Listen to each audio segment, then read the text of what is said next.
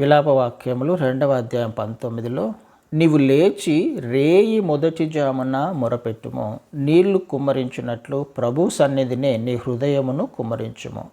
నీ పసిపిల్లల ప్రాణము కొరకు నీ చేతులను ఆయన తట్టు ఎత్తుము. ప్రతి వీధి మొగను ఆకలిగొని వారు మూర్ఛిల్లుచున్నారు.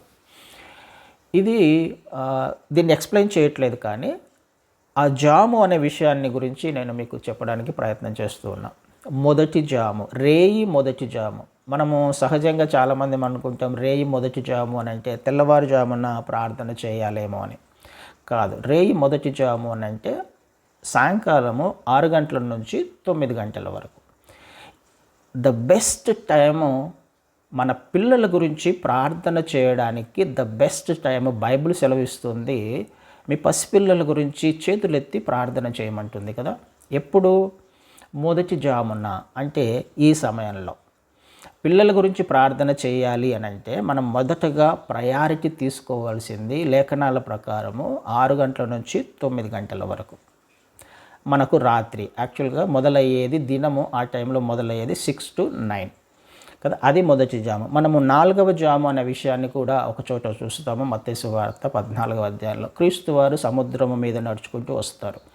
ఏ సమయంలో శిష్యులను ఆయన దర్శించాడు అని అంటే 4వ జాము అనే మాటను చూస్తాం అక్కడ కదా. 4వ జామున అంటే టైం ఏంటిది? 3 to 6, 3 నుంచి 6 గంటల సమయంలో క్రీస్తు వారు శిష్యులను దర్శిస్తారు. క్రీస్తు వారు మనకు కొన్ని విషయాలు ఏదైనా బయలుపరచాలని అంటే ఆయన ఉద్దేశాలు, లేకపోతే ఆయన సన్నిధి, ఆయన చిత్తము బయలుపరచబడే సమయము. లేకపోతే ఎక్కడైతే మనిషి ఎఫర్ట్స్ అన్నీ కూడా పని చేయవో, అంటే అంతవరకు వాళ్ళు ఏం ప్రయత్నం చేస్తున్నారు? అద్దరికి వెళ్ళాలని ప్రయత్నం చేస్తూనే ఉన్నారు. సాయంకాలం బయలుదేరారు. నిజానికి వాళ్ళు సాయంకాలం బయలుదేరి 4వ జాము వరకు ప్రయత్నం చేస్తూనే ఉన్నారు, కానీ అక్కడ వచ్చిన సమస్యల వలన వాళ్ళు వెళ్ళలేకపోయారు అద్దరికి. మనిషి ఎఫర్ట్స్ మీద ఆధారపడకుండా దేవుని మీద ఎప్పుడైతే ఆధారపడే ప్రయత్నం చేస్తామో అప్పుడు దేవుని యొక్క ప్రత్యక్షత, దేవుని యొక్క సమాధానము మనకు దొరుకుతుంది.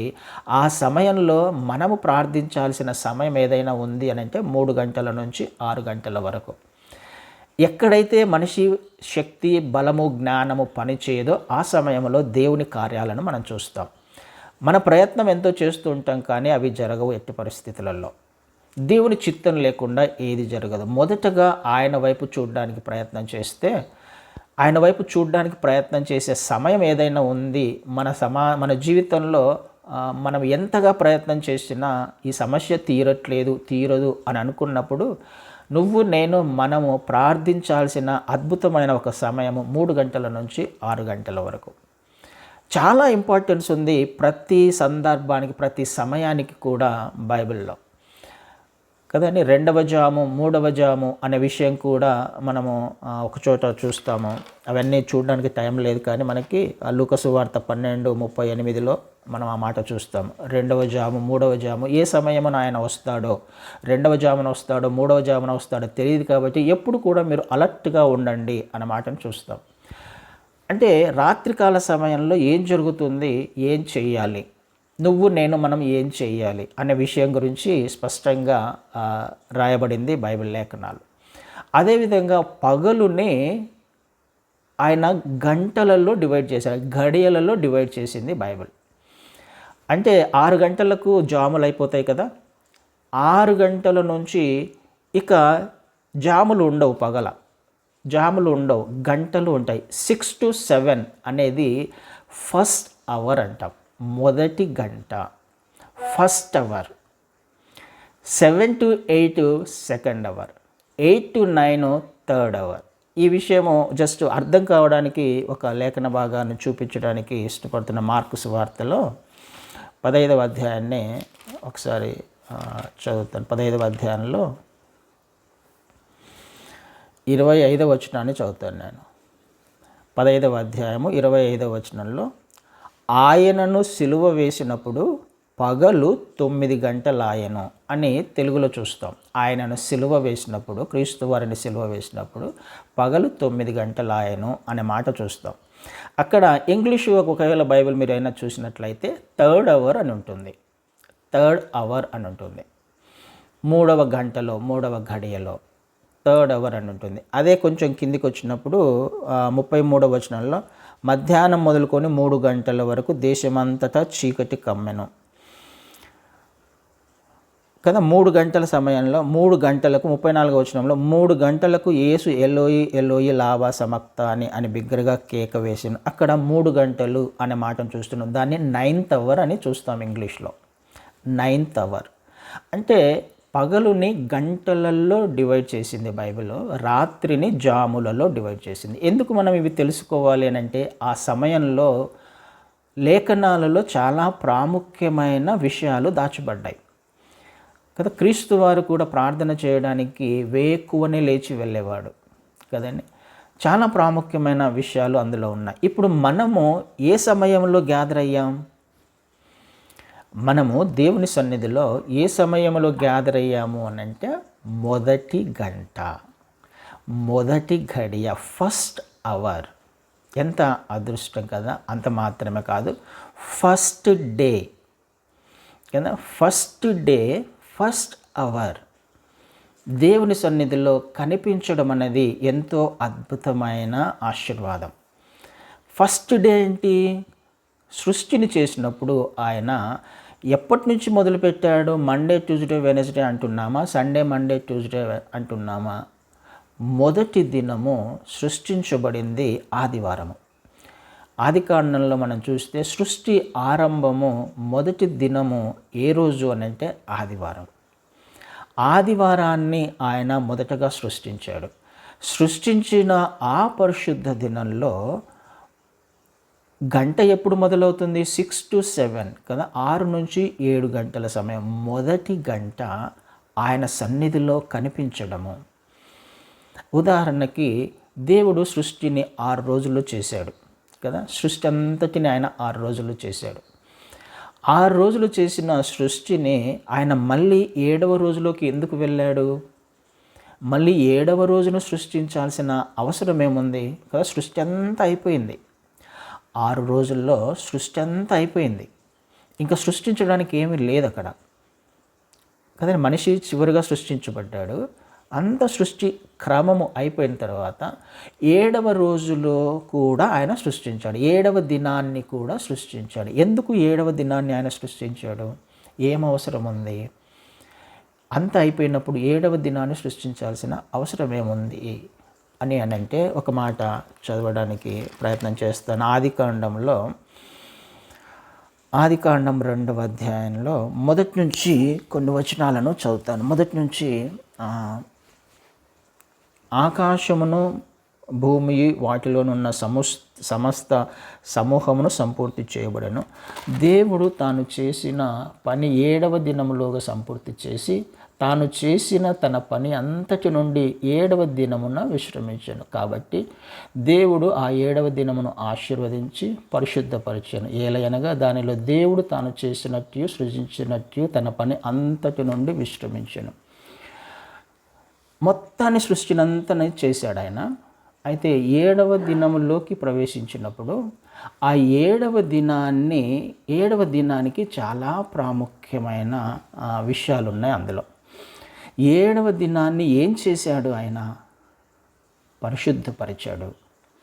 7వ దినాన్ని ఆశీర్వదించాడు. 7వ దినాన ఆయన విశ్రమించాడు కదా. ఈ 3 విషయాలు 7వ దినంలో జరిగాయి కదండి. ఆశీర్వదించాడు 7వ దినాన్ని, పరిశుద్ధపరిచాడు 7వ దినాన్ని, 7వ దినంలో ఆయన విశ్రమించాడు. ఈ 3 చాలా ప్రాముఖ్యము మనిషి జీవితంలో. 7వ దినంలో ఏం జరుగుతుంది సహజంగా అని అంటే 6వ దినాన ఆదాము అవ్వలు సృష్టించబడ్డారు కదండి. ఆదాము అవ్వలు 6వ దినాన చివరిన సృష్టించబడ్డారు. 7వ దినము ఆదాము అవ్వలకు ఏ రోజు అవుతుంది? మొదటి దినం అవుతుంది కదా. ఆదాము అవ్వలకు 7వ రోజు మొదటి దినం అవుతుంది. దేవుని ఉద్దేశం ఏంటి అని అంటే మొదటి దినంలో అంటే శనివారానికి అన్నీ అయిపోతాయి. శనివారానికి ఆయన విశ్రాంతి దినం చేసినప్పుడు కానీ మొత్తం సృష్టి అంతా అయిపోయింది.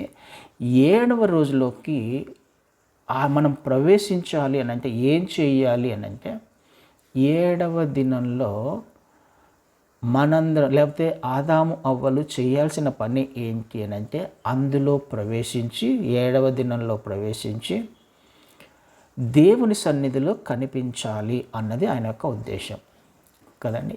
7వ దినంలో అందరము ఆయన పాద సన్నిధిలో కనిపించాలి. సృష్టి అంతా అయిపోయింది. ఆయన సన్నిధిలో కనిపించడము అన్నది ఆయన ప్రాముఖ్యమైన ఉద్దేశం.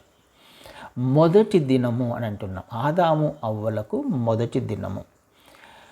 ఇప్పుడు నూతన నిబంధనలకు వచ్చేసరికి అది పరిశుద్ధ దినంగా మార్చబడింది. అది మొదటి దినము. ఈ మొదటి దినాన నువ్వు నేను మనము ఏం చేయడానికి ప్రయత్నం చేయాలి అంటే ఈ పరిశుద్ధ దినంలో ప్రవేశించినప్పుడు ఆయన ఈ దినాన్ని ఆశీర్వదించాడు, పరిశుద్ధపరిచాడు, విశ్రాంతినిచ్చాడు. ఎవరైతే ఆ పరిశుద్ధ దినంలో ప్రవేశిస్తారో, ప్రవేశించడం అంటే ఏంటి అర్థం? పరిశుద్ధ దినంలో ప్రవేశించడం అంటే ఏంటి? అందులో ఆయన సన్నిధిలో ఎవరైతే కనిపించడానికి ప్రయత్నం చేస్తారో అని అర్థం కదా. పరిశుద్ధ దినంలో ఎవరైతే ప్రవేశిస్తారో, ఎవరైతే ఆయన సన్నిధిలో కనిపించే ప్రయత్నం చేస్తారో, ఎప్పుడు? మొదటి గంట కదా. మరుసటి రోజు అవ్వంగానే, పరిశుద్ధ దినం అవ్వంగానే మొదటి గంట ఆయన సన్నిధిలో ఎవరైతే కనిపించడానికి ప్రయత్నం చేస్తారో వారి జీవితంలో ఆయన విశ్రాంతిని ఇవ్వడానికి ఇష్టపడుతున్నాడు. వారి జీవితాలను ఆశీర్వదించడానికి ఇష్టపడుతున్నాడు. వారిని పరిశుద్ధపరచడానికి ఆయన ఇష్టపడుతున్నాడు కదండి. ఆయన సన్నిధిలో ప్రవేశించిన వారికి ఈ 3 ఆశీర్వాదాలు, ఆయన సన్నిధిలో కనిపించిన వారికి ఈ 3 ఆశీర్వాదాలను ఇవ్వడానికి ఆయన ఇష్టపడుతున్నాడు. మొదటి గంట ఎంతో ప్రాముఖ్యమైన విషయము. సహజంగా ఆయన నీ నుంచి, నా నుంచి, మన నుంచి ఏం ఎక్స్పెక్ట్ చేస్తాడు? ద బెస్ట్ ఎక్స్పెక్ట్ చేస్తాడు ఆయన. నువ్వు నేను మనము ఏదైనా ఇవ్వాలి అని అంటే ఆయన రుణం మనం ఏ విధంగా కూడా తీర్చుకోలేం కదా. ఆయన చేసిన త్యాగాన్ని బట్టి, ఆయన మన జీవితంలో చేసిన మేలులను బట్టి ఏ విధము చేతను ఆయన రుణాన్ని తీర్చుకోలేం. ఒకవేళ నువ్వు ఆయనను స్తుతించాలి, ఆరాధించాలి, ఆయనను మెప్పించాలి అని అంటే కనీసము ఆయన ఇష్టంగా జీవించడానికి ప్రయత్నమన్నా చేద్దాము అని ఒకవేళ నువ్వు నేను మనం అనుకుంటే, ఆయన చేసిన మేలులను బట్టి, ఆయన చేసిన త్యాగాన్ని బట్టి కనీసము ఆయనను సంతోషపరిచే ఒక జీవితాన్ని జీవించాలి అని అనుకుంటే ఏమి చేయగలము అని అంటే ద బెస్ట్ ఇవ్వాలి. ఏదో ఇవ్వాలి అంటే ఇవ్వడం అన్నది ఆయన అది ఉద్దేశం కానే కాదు. సపోజ్ మనకు అర్థం కావడానికి హేబేలు, కయీను ఎగ్జాంపుల్స్ని తీసుకుందాం. హేబేలు, కయీను ఇద్దరు ఉన్నారు. కయీను ఏ విధమైన అర్పణను తీసుకొని వచ్చాడు? ఏదో కొంత తీసుకొని వచ్చాడు, కొంత అన్నట్టుగా చూస్తాం అక్కడ, ఏదో కొంత. కానీ హేబేలు ఏ విధమైన అర్పణను తీసుకొని వచ్చాడు? తొలిచూలులో కొవ్వు పట్టిన వాటిని అనే మాటను చూస్తా ఉన్నాం. ఆ మందలో తొలిచూలు పిల్లలు ఏమైతే ఉన్నాయో వాటిని సపరేట్ చేశాడు. వాటిలో కూడా కొవ్వు పట్టిన వాటిని తీసుకొని వచ్చాడు. శ్రేష్టమైనది ఏది అంగీకరించబడింది? హేబేలు అర్పణ అంగీకరించబడింది. అంటే ఏం ఎక్స్పెక్ట్ చేస్తున్నాడు దేవుడు నీ నుంచి, నా నుంచి, మన నుంచి అనంటే ద బెస్ట్ ఎక్స్పెక్ట్ చేస్తున్నాడు. ద బెస్ట్ కావాలి ఆయనకి. ఏదో మన సమయాన్ని పొద్దున్న లేచిన తర్వాత మన షెడ్యూల్ అంతా చేసుకొని మనము ఉద్యోగాలు, వ్యాపారాలు, పొద్దున లేచినప్పటి నుంచి రాత్రి పడుకునేంత వరకు అన్ని పనులు చేసుకొని రాత్రి వచ్చి అయ్యో మర్చిపోయాను ఈరోజు ప్రార్థన చేసుకోవడం అని ఆ రాత్రి పడుకునే ముందు ఒక్క నిమిషము ప్రార్థన చేసుకొని ఆయనకు ఏదో ఇవ్వాలి అంటే ఇవ్వడము, అది ఆయన ఎక్స్పెక్ట్ చేయడు, అది అంగీకరించడు కూడా. ఆయన మిగిలిన సమయాన్ని నాకున్న సమయమంతా నా కొరకు నేను వాడుకొని ఆయన కొరకు ఏదో కొద్దిగా సమయం ఇద్దాంలే అంటే అస్సలు యాక్సెప్ట్ చేయడు. ఇది చాలామంది చేస్తున్న పెద్ద పొరపాటు. అలా చేసినా కూడా పెద్ద ప్రయోజనం అయితే ఏమీ ఉండదు. ఎన్ని సంవత్సరాలు ఎంత జీవితాన్ని మీరు జీవించినా, వృద్ధాప్యం వచ్చేంత వరకు ఒకవేళ ఈ విధమైన ఆత్మీయ జీవితం జీవించినా పరలోకంలో ఒక్క పైస కూడా నీ జీవితంలో యాడ్ అయి ఉండదు. ఈ విధమైన జీవితం జీవిస్తే ఆయన ఏం ఎక్స్పెక్ట్ చేస్తాను నీ నుంచి, నా నుంచి ద బెస్ట్ కావాలి. ఆయనకి ద బెస్ట్ ఇవ్వాలి. నీ జీవితంలో ఏది ద బెస్ట్? మొదటి గంట. నీ జీవితంలో ఏమి ఇవ్వగలవు ఆయనకు అని అంటే, లేవంగానే మొదటి గడియ ఆయన సన్నిధిలో కనిపించడం. 24 గంటల్లో మనం గడపపోయే 24 గంటల్లో మొదటి గంట ఆయన ఎక్స్పెక్ట్ చేస్తాడు. ద బెస్ట్ అది. ఈ లోకాన్ని కలవడానికంటే ముందుగా, లోకాన్ని మన జీవితంలోకి ఆహ్వానించడానికంటే ముందుగా, లోకంలోని విషయాల పట్ల మనము శ్రద్ధ చూపించడానికంటే ముందుగా, లోకంలో పనులు చేసుకోవడానికి వెళ్ళడానికంటే ముందుగా ఆయన ఏం ఎక్స్పెక్ట్ చేస్తున్నాడు నీ నుంచి, నా నుంచి అని అంటే, ఆయన సన్నిధిలో ద బెస్ట్ టైము స్పెండ్ చేయాలని ఎక్స్పెక్ట్ చేస్తున్నాడు. ద బెస్ట్ మొదటి గంట. అది ఏంటి అని అంటే 6 నుంచి 7 గంటల సమయం. ఏమి ఇవ్వగలవు నువ్వు అని అంటే ద బెస్ట్. నిజంగా నువ్వు ఆయనను ప్రేమిస్తున్నావా? నిజంగా ఆయన అంటే నీకు భయభక్తులు ఉన్నాయా? మనకు భయభక్తులు ఉన్నాయా? ఉంటే ఏ విధంగా దానిని చూపించగలవు కదండి? ఆలోచన చేయడానికి ప్రయత్నం చేద్దాం. క్రైస్తవ జీవితము మన ఇష్ట ప్రకారం జీవించేది కాదు. మన ఉద్దేశాల ప్రకారము, మన ఆలోచనల చొప్పున జీవించేది అస్సలే కాదు. మనం తీసుకున్న నిర్ణయాల మీద ఆధారపడింది అస్సలే కాదు. క్రైస్తవ జీవితం ఏ విధంగా జీవించాలనేది తెలుసుకోవాలంటే లేఖనాలను ధ్యానం చేసుకోవాలి. క్రీస్తు వారు ఏం చెప్పే ప్రయత్నం చేస్తున్నారో అర్థం చేసుకోవడానికి ప్రయత్నం చేయాలి. మన ఇష్ట ప్రకారము జీవించేది కానే కాదు క్రైస్తవ జీవితం అనేది. ఆయనకు ఇవ్వాలి, నువ్వు ఏదైనా ఇవ్వాలి అని అనుకుంటే, నువ్వు ఏది ఇచ్చినా, నీ సమయము, నీ ఎఫర్ట్స్, నీ జ్ఞానము ఏది ఇచ్చినా నీ జీవితంలో ద బెస్ట్ ఇస్తున్నానా లేదా అని మాత్రమే చూస్తాడు ఆయన కదండి. 6 గంటలకు మనము ప్రార్థనకు రావాలి అన్నది ఇప్పుడు మనము తీసుకున్న నిర్ణయం. ఏం ఎక్స్పెక్ట్ చేస్తాడు ఆయన? మనం అలసిపోయి రాత్రంతా వచ్చి పడుకొని అరే 6:30కు లేచి ఆయన వద్దకు రావడం కాదు. నువ్వు రాత్రి ఎన్ని గంటలకు వెళ్ళినా 5:30, 5:40కి సిద్ధపడతావు చూసావా? అది ఆయన చూసే ప్రయత్నం చేస్తాడు. లేచి ఆయన సన్నిధిలో కనిపించడానికి సిద్ధపడడానికి ప్రయత్నం చేస్తావు కదా, అది ఆయన చూస్తాడు. హేబేలు ఏం చేశాడు కదా? అర్పణను ఎక్కడ అర్పణ అంగీకరించబడింది అనేది ఎలా తెలిసింది? ఆయన అర్పణను తీసుకొని వచ్చిన తర్వాత పైనుండి అగ్ని దిగి కాల్చివేసడం ద్వారా అర్పణ అంగీకరించబడింది అని అనుకుంటున్నాం. కానీ అది కాదు. అప్పుడు అర్పించబల్ల నిజానికి మీరు గమనించినట్లయితే ఒకసారి 4వ అధ్యాయాన్ని చదువుతాను. ఆదికాండం 4వ అధ్యాయంలో 4వ వచనంలో, హేబేలు కూడా తన మందలో తొలిచూలు పుట్టిన వాటిలో క్రొవ్విన వాటిని తెచ్చెను. యెహోవా హేబేలును అతని అర్పణను లక్ష్యపెట్టెను. ఎవరిని లక్ష్యపెట్టాడు దేవుడు? హేబేలును అతని అర్పణను. 2 విషయాలు ఇక్కడ. హేబేలును లక్ష్యపెట్టాడు, హేబేలు అర్పణను లక్ష్యపెట్టాడు. అంటే అర్థం ఏమవుతుంది? హేబేలు మొదటగా లక్ష్యపెట్టాడు. హేబేలు దేవునికి అంగీకారంగా ఉన్నాడు. ఎందుకు అంగీకారంగా ఉన్నాడు హేబేలు? తన ఆలోచన ఏ విధంగా ఉంది? పొలంలోకి వెళ్ళాడు, మందల వద్దకు వెళ్ళాడు. దేవుడు ఎక్కడ చూస్తున్నాడు తనని? అర్పించినప్పుడు కాడు చూసింది ఆయన, అర్పణ తీసుకొచ్చినప్పుడు చూడట్లా. దీనికంటే ముందుగా సిద్ధపడ్డాడు కదా హేబేలు. ముందుగా సిద్ధపాటు కలిగిన జీవితం జీవించాడు కదా. ఏ విధమైన సిద్ధపాటు?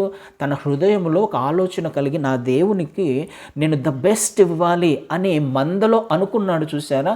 అప్పుడు అంగీకరించబడ్డాడు దేవుడు హేబేలు. ద బెస్ట్ ఇవ్వాలి నా దేవునికి కదా, తొలిచూలును తీయాలి, అందులో కూడా క్రొవ్విన వాటిని చూడాలి, ఇవ్వాలి అని మందలో తను ప్రయాసపడుతున్నాడు, వెతుక్కుంటున్నాడు. ఇదైతే బాగుంటుంది, ఇదైతే బాగుంటుందని తన హృదయంలో ఒక ఆలోచన కలిగి ఉన్నాడు కదా. ఆ సమయంలోనే హేబేలు అంగీకరించబడ్డాడు. హేబేలును అంగీకరించాడు, హేబేలును లక్ష్య పెట్టాడు. హేబేలును లక్ష్య పెట్టిన దేవుడు హేబేలు అర్పణను కూడా లక్ష్య పెట్టాడు. అంటే ఏం చెప్పే ప్రయత్నం చేస్తున్న మన జీవితంలో, నేను 6 గంటల నుంచి 7 గంటల సమయం గురించి మాత్రమే మాట్లాడట్లా. క్రైస్తవ జీవితంలో నువ్వు చేస్తున్న ప్రతిదీ కూడా నీ హృదయంను బట్టి నీ హృదయాన్ని ఆయన కౌంట్లోకి తీసుకొని వస్తాడు. ఎప్పుడైనా జ్ఞాపకం పెట్టుకోవడానికి ప్రయత్నం చేద్దాం కదండి. ఇవి మనం నేర్చుకోవడానికి ప్రయత్నం. ఎందుకు? ఆయన ఆరాధనను ఎక్స్పెక్ట్ చేస్తున్నాడు, మన హృదయాన్ని ఆయన ఎక్స్పెక్ట్ చేస్తున్నాడు, మన హృదయముతో చేసే ఆరాధనను ఎక్స్పెక్ట్ చేస్తున్నాడు కదా. ద బెస్ట్ని ఆయన ఎక్స్పెక్ట్ చేస్తున్నాడు. ఏ విధమైన సిద్ధపాటు కలిగినాము అన్నది ఆయన చూస్తాడు. మందల దగ్గర ఉన్నప్పుడు హేబేలు అంగీకరించబడ్డాడు, అర్పించిన తర్వాత హేబేలు అంగీకరించబడ్డాడు. హేబేలు అర్పణ అంగీకరించబడింది. హేబేలు అంగీకరించబడినప్పుడు ఆయన తెచ్చినది కూడా అంగీకరించబడి ఉంటుంది కదా. ఒక వ్యక్తి దేవునికి ఇష్టంగా జీవిస్తున్నాడు అన్నప్పుడు తను చేసే క్రియలను బట్టి ఆయన ఇష్టపడుతున్నాడు కదా. అంటే ఒక వ్యక్తిని ఇష్టపడ్డాడు అని అంటే తను చేసేవి కూడా చక్కగా ఉంటాయనే కదా దాని అర్థం కదా. ఆ వ్యక్తి చేసే పనులు కూడా దేవునికి అంగీకార యోగ్యంగా ఉంటాయనే దాని అర్థం కదా. కయ్యను తెచ్చాడు, కయ్యను ఏదో కొంత తెచ్చాడు, అక్కడనే దేవుడు అంగీకరించాలి. కయ్యను విషయంలో కూడా అదే మాట అంటాడు. 5వ వచనంలో కయ్యనును అతని అర్పణను ఆయన లక్ష్య పెట్టలేదు. ఎవరిని లక్ష్య పెట్టలేదు? మొదటగా కయ్యనును లక్ష్య పెట్టలేదు, తర్వాత అర్పణను లక్ష్య పెట్టలేదు. ఎందుకు లక్ష్య పెట్టలేదు? సరే ఏదో తీసుకొని వెళ్దాంలే, వెళ్తూ చేతికొచ్చిన ఏదో పంటను తీసుకొని వచ్చాడు కావచ్చు. అంటే ఆ తీసుకునే సమయంలోనే కయ్యను అంగీకార యోగ్యంగా లేడు దేవునికి. తన హృదయం ఎలా ఉంది? దేవుని పట్ల భయభక్తులు లేవు కదా. దేవుని సన్నిధికి వస్తున్నాననే భయం లేదు, దేవునికి ఇస్తున్నాను అర్పణ అనే భయం లేదు కయ్యనుకి. అందుకే అంగీకరించబల్లా. ఇది మనము నేర్చుకోవడానికి ప్రయత్నం చేద్దాం. ఉదయకాల సమయమున ఆయన సన్నిధిలో నువ్వు ఏ విధంగా సిద్ధపడుతున్నావు? మొదటి గంట ఈ లోకాన్ని కలవడానికంటే ముందుగా ఆయన సన్నిధిలో కనిపించడం ఎంతో ఆశీర్వాదకరం. అది కూడా మొదటి దినాన కదండి. మొదటి దినాన మొదటి గంట దేవుని సన్నిధిలో కనిపించడము ఆశీర్వాదకరం. అంత మాత్రమేనా? అది పరిశుద్ధ దినము కదా, ప్రభువు దినం అది కదండి. ఆదివారము ప్రభువు దినము, పరిశుద్ధ దినము. ఆయన సన్నిధిలో కనిపించడం ఎంతో ధన్యత. ప్రభువు దినమందు అనే మాట ఎక్కడ చూస్తాం మనం? ప్రభువు దినమందు ఆత్మవశుడై ఉన్నప్పుడు యోహాను గారు పద్మాస్లో దేవుడి ఆత్మచేత నింపబడ్డాడు కదండి. ఆత్మ కంట్రోల్లోకి వెళ్తాం, ఆయన ఆధీనంలోకి వెళ్తాం. ప్రభువు దినంలో మొదటి దినాన ప్రభువు దినాన మొదటి గంట దేవుని సన్నిధిలో కనిపించడం ఎంతో ఆశీర్వాదకరం. ఈ సమయాన్ని ఎట్టి పరిస్థితుల్లో కూడా మిస్ చేసుకోకుండా ఉండడానికి ప్రయత్నం చేద్దాం. అంత మాత్రమేనా? ఆదివారము పునరుత్థాన దినము, రిజరక్షన్ డే కదండి. ఆయన లేచిన, మరణమును జయించి తిరిగి లేచిన దినం అదే. మనము పునరుత్థాన శక్తిని పొందుకోవాలి అని అంటే ఆయన సన్నిధిలో ఆ రోజు కనిపించాలి. మొదటి గంట కదండి. ఎన్ని అద్భుతమైన విషయాలు దాచబడ్డాయి ఆదివారంలో మొదటి గంటలో కదండి. ఆయన సన్నిధికి అందు నిమిత్తం మనం కనిపించాలి, అందుకు రావాలి ఆయన వద్దకి. నిర్లక్ష్యం మాత్రం చేయడానికి ప్రయత్నం చేయమాకండి. ఒక ఉద్దేశం, నా కొరకు నేను దీనిని మొదలు పెట్టలేదు, నేను ఏదో చూపించుకోవాలనో నేను దీనిని మొదలు పెట్టలేదు. కానీ దేవుని చిత్త ప్రకారం మన జీవితాలలో మనము ఆశీర్వాదాలను పొందుకోవాలి అని అంటే నేను చేసే క్రియను బట్టి మాత్రమే ఉంటుంది. ఏం చేస్తున్నాం? మన హృదయంలో ఆయన గురించి ఎంతవరకు ఇంపార్టెన్స్ ఇస్తున్నాం, మన జీవితంలో ఆయనకు ఎంతవరకు ఇంపార్టెన్స్ ఇస్తున్నాం. నిజమే, విశ్వాసం ఉంది. విశ్వాసము ఏ విధంగా ఉండాలి? క్రియలతో ఉండాలి. విశ్వాసం ఒకటి ఉంటే సరిపోదు. ఏ విధమైన క్రియలు చూపించగలుగుతున్నాం కదండి. ఇది మనం ఆలోచించాలి. ఫస్ట్ ప్రయారిటీ, ద బెస్ట్ దేవుడు ఎక్స్పెక్ట్ చేస్తున్నాడు నా జీవితాలలో. మనిషికి కనిపించేది ఆయన చూడడు. హృదయంలో ఏమైతే మనం కలిగి ఉన్నామో దానిని ఆయన చూస్తాడు, దానిని లక్ష్య పెడతాడు.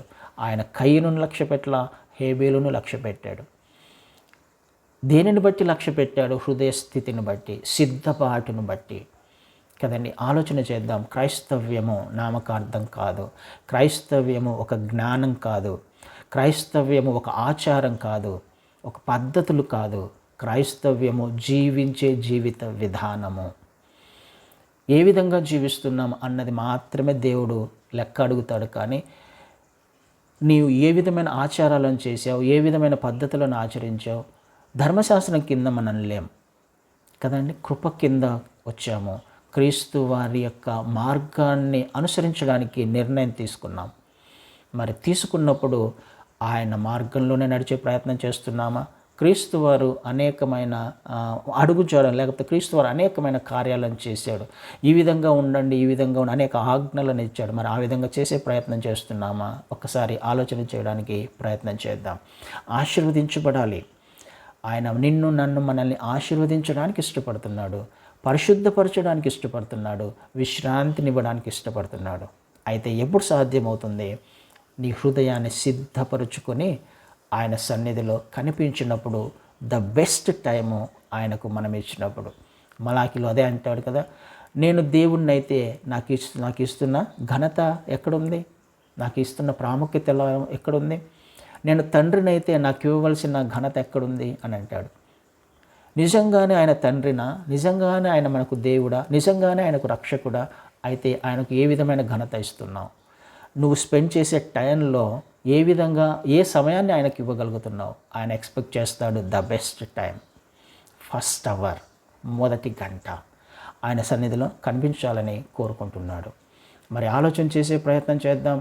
ప్రతి వారం కూడా మొదటగా త్వరగా సిద్ధపడి ఆయన సన్నిధిలో కనిపించడానికి ప్రయత్నం చేద్దాం. దేవుని ఆశీర్వాదము, దేవుని పరిశుద్ధత, దేవుడిచ్చే నెమ్మది, సమాధానము, విశ్రాంతిని పొందుకోవడానికి మనం అందరం కుటుంబాలుగా ప్రయత్నం చేద్దాం. ఆయనను స్తుతించుకుందాం, ఆరాధించుకుందాం.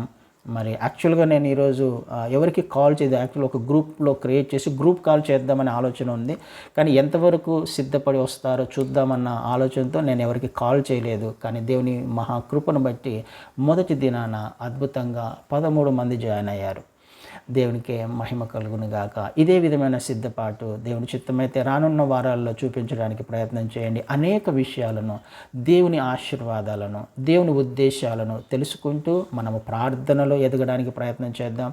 ఈ చివరి దినాలలో ద బెస్ట్ ఇవ్వడానికి మనం నేర్చుకుందాం మన జీవితాలలో. అప్పుడు మాత్రమే ఆయన సంతోషించేవాడిగా, అప్పుడు మాత్రమే ఆయన ఘనపరిచేవాడిగా ఉంటాడు. Amen. Thank you so much.